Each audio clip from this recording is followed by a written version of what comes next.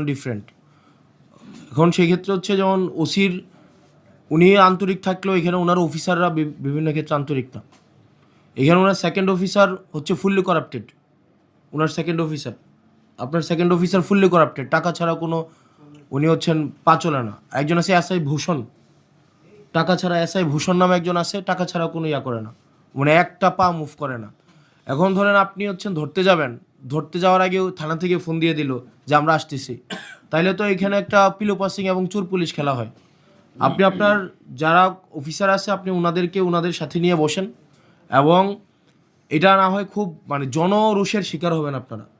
এবং যদি আপনার অফিসার যারা আছেন, বিশেষ করে আপনার সেকেন্ড অফিসার নোয়াখালী মনে হয় বাড়ি, আর হচ্ছে আমি নামটা মনে করতে পারতেছি, ওনার নাম কি, মতিন মনে হয়, হ্যাঁ ওনার নাম মনে হয় মতিন। ফুললি করাপ্টেড একটা মানুষ, এবং আমাদের কাছে, আমি এভিডেন্স নিয়ে কথা বলছি, আমার কাছে প্রুফ আছে।